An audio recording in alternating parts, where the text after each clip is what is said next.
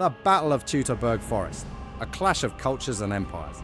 History fans, welcome to the Battle of Teutoburg Forest, a complex and dramatic chapter in European history. A simmering pot of discontent in Germania boiled over in 9 AD, igniting a bloody conflict that rocked the Roman Empire. Today, we'll go into this crucial battle, examining the viewpoints of the Germanic tribes, brought together under a banner of independence by a crafty leader, and the Romans, blinded by overconfidence or betrayed by deception.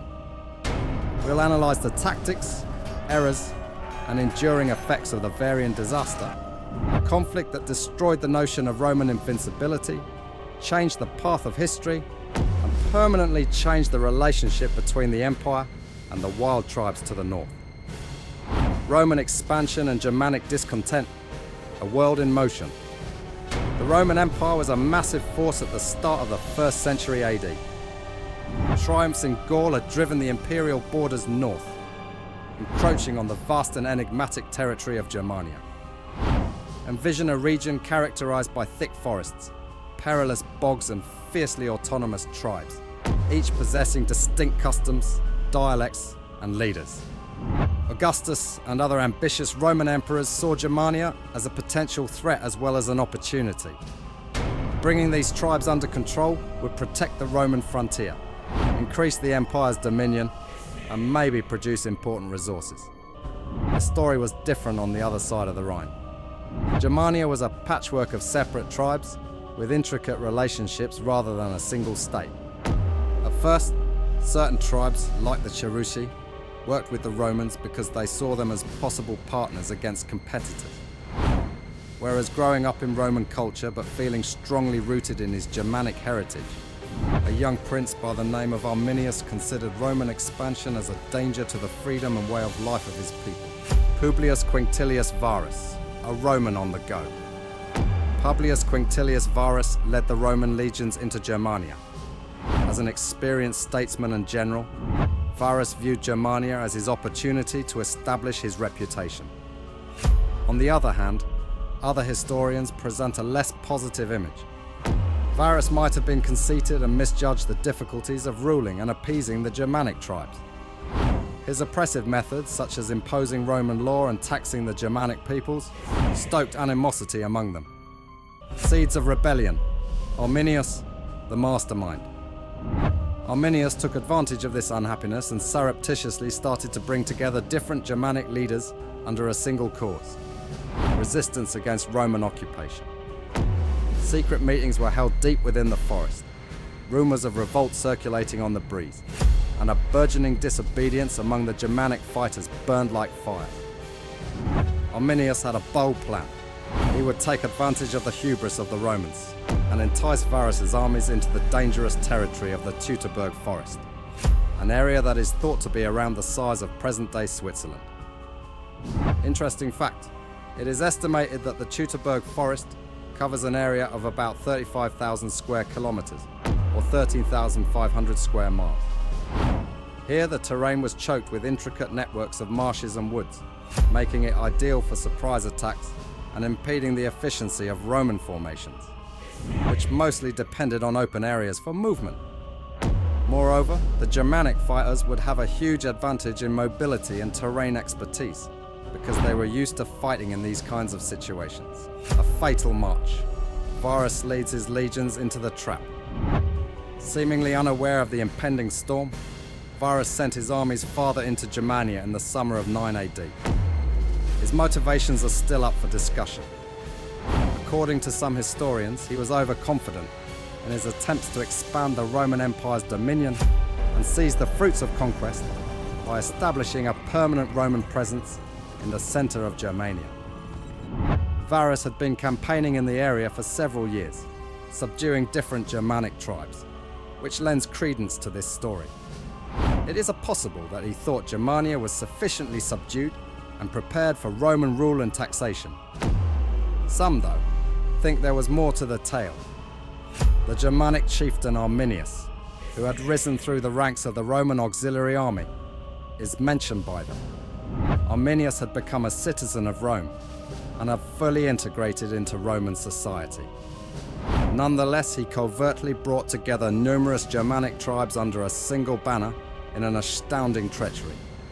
Could Varus have been oblivious to this impending uprising because he was blinded by conceit or tricked by Arminius' allegiance? Or did he misjudge his opponent's slyness and determination, viewing them as a dispersed band of barbarians rather than a cohesive force? Historians are still baffled by the question of Varus' awareness and motivations, which has a lasting impact on this crucial choice. With their eyes shining with a savage concentration and their faces daubed with war paint, the tension among the Germanic warriors increased. Their palms, are slippery with perspiration and expectation, were tightly gripping their deadly edged weapons. Tucked down in the thicket, they were more than just fighters. They were hungry animals, just waiting to strike. Anticipation was in the air, thick and heavy, like a summer storm that was about to arrive. The steady, haughty pulse of Roman military drums drew nearer as if to taunt their concealed location. Every blow struck their chests, providing a contrast to the tumultuous pounding of their hearts. A raw energy current surged through the waiting warriors as each beat brought whispered warnings and battle cries reverberating through the lines. The approaching Romans were ready to step right into the center of them. They were a storm about to burst. The Teutoburg Forest. Chaos and devastation in the fog of war. The mists of war continued to obscure the precise specifics of the fight. Historians, however, surmise that the assault started as a string of hit-and-run encounters that soon turned into a horrific nightmare for the Romans. The sound of guttural war screams resonated through the dense canopy as Germanic warriors emerged from the trees, causing horrific chaos. The invisible opponent unleashed a barrage of arrows and javelins that tore through both Roman armor and human flesh. The formerly arrogant legions were in disarray. The dense vegetation and the constant barrage of assailants negated the value of their painstakingly honed formations. As the Romans could not come up with a convincing defense, panic started to spread. The sound of clashing steel, dying screams, and the panicked cry of men facing annihilation had drowned out the once powerful rhythmic thump of their marching drums. Days became a terrible struggle to stay alive. An astounding 15,000 Roman troops are thought to have died in the conflict, which is surprising considering how well-oiled the Roman military was. Historians disagree over how many Roman soldiers died. Estimates range from 15,000 to 20,000. When several Romans tried to flee into the forest, Germanic assailants killed them. Some gathered in improvised barriers, grasping for the unattainable prospect of deliverance. The battlefield itself served as a monument to the intensity of the fighting, and the carnage was so comprehensive that the location of the fight remained a mystery for generations. The Roman soldier's perspective, despair and defeat, the nightmare of a shattered Roman soldier. His shield's once glistening surface reduced to a broken imitation of its former splendor. His allies fell before him like wheat before the sickle, leaving a red stain on the damp earth from their blood. The legion's once energizing order, which had served as solace in innumerable battles, dissolved into a chaotic nightmare. An invisible foe unleashed a lethal barrage of projectiles in response to Roman attempts at retaliation.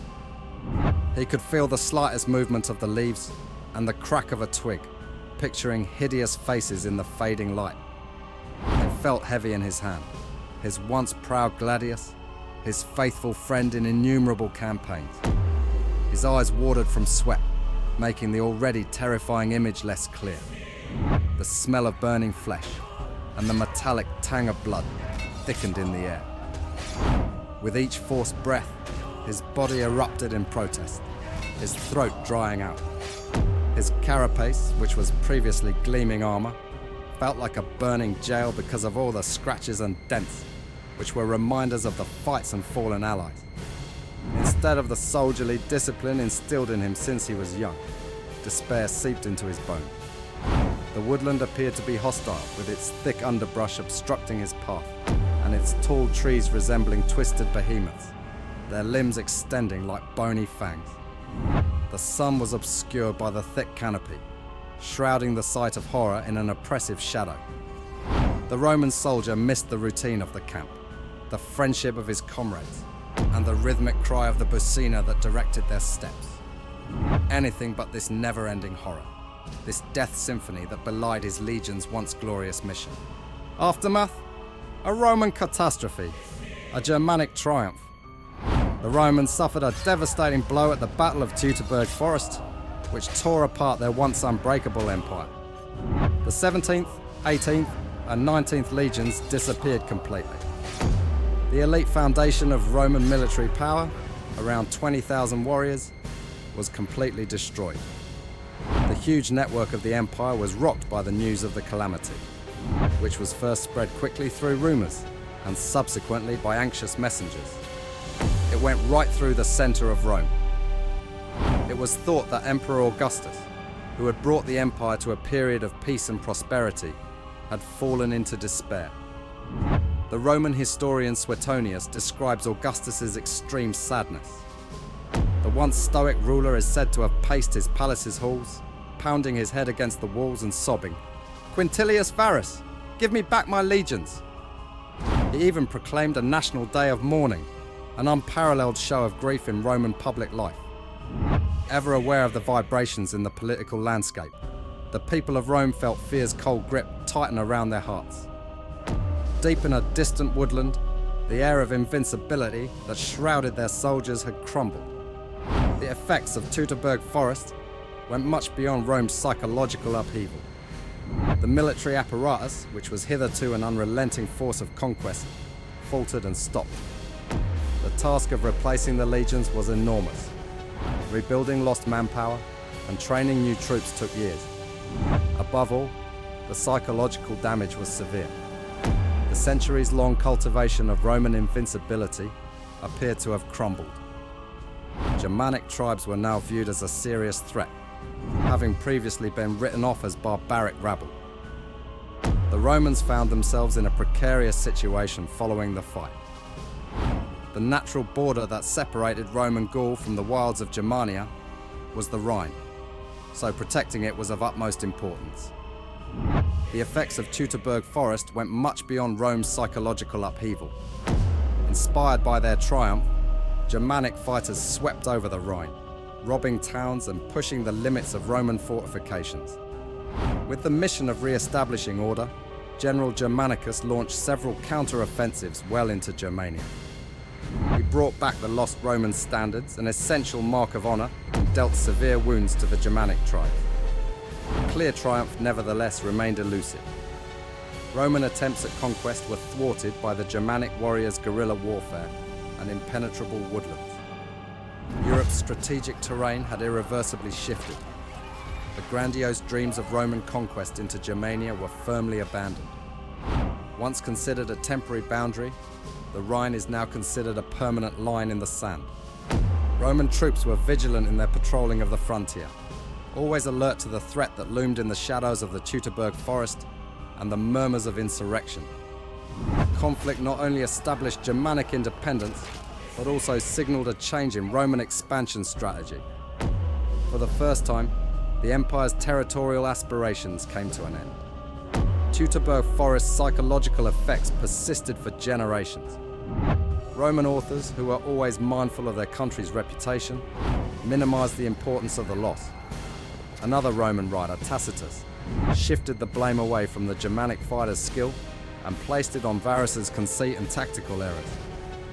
But the fight remained in the memory, a warning story passed down around campfires and whispered in the barracks. It was a sobering reminder that no empire was unbeatable, that even the best trained armies could be defeated by a determined foe and the betrayal of a reliable ally. Teutoburg Forest has left a lasting legacy that goes beyond its immediate historical setting. Throughout European history, it has been a powerful symbol that has been appropriated and reinterpreted by various cultures and ideologies. It developed into a founding myth for the Germanic peoples, a symbol of their ancestors' bravery and resistance to foreign rule. German writers and artists glorified the conflict during the 19th century rise of nationalism, depicting Arminius as a valiant liberator who brought the Germanic tribes together to resist Roman rule. The Battle of Teutoburg Forest serves as a reminder of the transience of empires and the tenacity of resistance even in modern times. It emphasizes the value of strong leadership, the perils of underestimating an opponent, and how unexpected combat can be. Even if the specifics of the fight are now lost in the mist of time, its effects are still felt today, demonstrating the enduring influence of history.